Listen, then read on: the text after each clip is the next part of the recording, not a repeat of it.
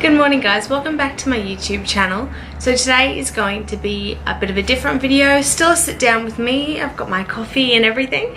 So I'm going to be doing a healthy hacks video. So for those that don't know, I am currently a student. I'm working as a personal trainer, but I'm studying at the same time. So trying to balance my work, study and full-time training as well is really difficult, and I want to give you a couple of hacks that you can put into your day-to-day life to try and help you to balance all of your priorities as well. So first healthy hack is to plan ahead. So I have a diary slash planner, and I also have like a big A4 sheet that I got from Kmart. It's got different sheets for each month, and you basically fill out your own dates and everything, whichever month it is at the time, and you can fill in everything but see it all at a glance, so an entire month to a view. So I have that going as well as my planner, and they are absolutely crucial. I like to plan ahead, so every week I'll sit down, I'll write in all my PT appointments, all my regular appointments, I write in what time I'm hoping to work out during the day, and then obviously plan my study in around that as well.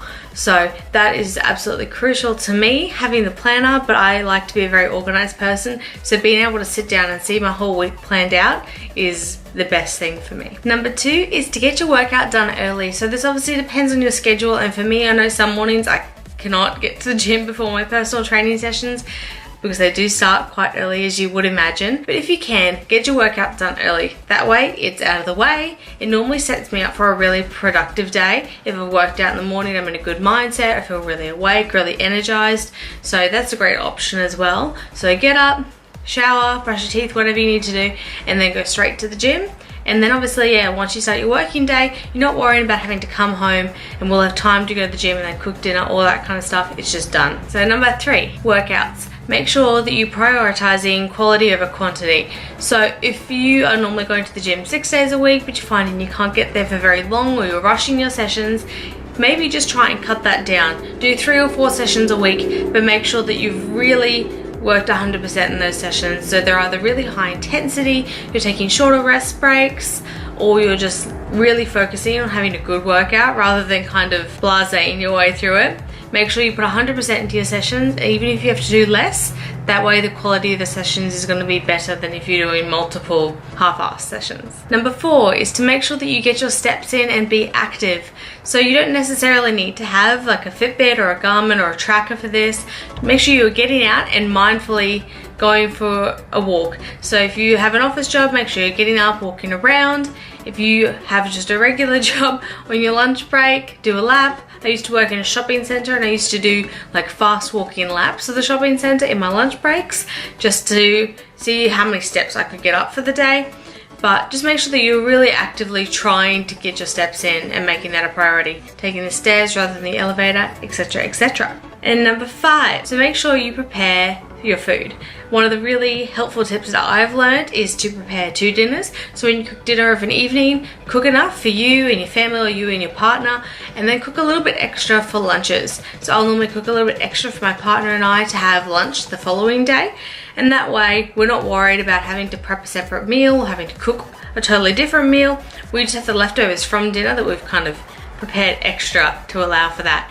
And that obviously saves you from buying takeaway or binging on foods that aren't ideal for you or aren't super healthy, and gives you just a good prepared option ready to go in the fridge. Number 6 is a midweek rest day. So as you all know, probably weekdays are probably a lot busier for you than a weekend, unless of course you have like a retail job or a hospitality job. I've done that before. Working weekends can suck, but generally if your weekdays are busier than your weekends, or if you have weekends off and work weekdays, try taking a midweek rest break. So don't go to the gym on say like a Tuesday or a Wednesday, and go on one of your weekend days.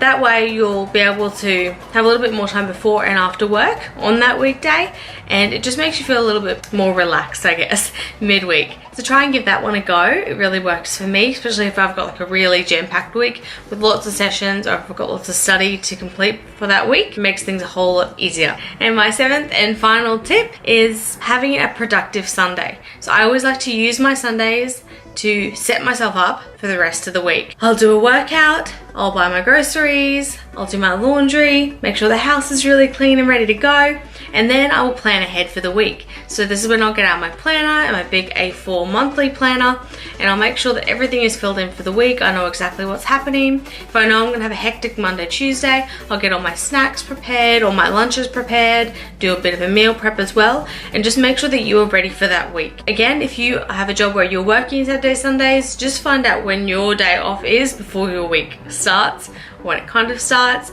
and try and do this. Try and sit down, have a really productive day, get all your necessities done, so your laundry and groceries, things like that, and then after that, make sure that you do a bit of a plan, or at least look and see what your week ahead is going to be like, so it's not a big like slap in the face when you realize you've got a lot of appointments or a lot of stuff to do. So I hope that covers it up for you guys, and I'm sure there are a lot of you out there who are either working and studying or studying full-time, who have really busy schedules. And obviously if you're trying to prioritize your health and fitness in there as well and really stay healthy and eat good foods, it can get really tough to juggle it all. So I'm hoping these healthy hacks have helped you guys. If you like this video from me, like and subscribe. I'm sorry it's such a short one, but I will be back next week with a couple really exciting videos for you all, some more workouts, and more importantly, I've got a couple of glute videos coming up, so I hope you guys are keen to see that. Thanks for watching. Bye.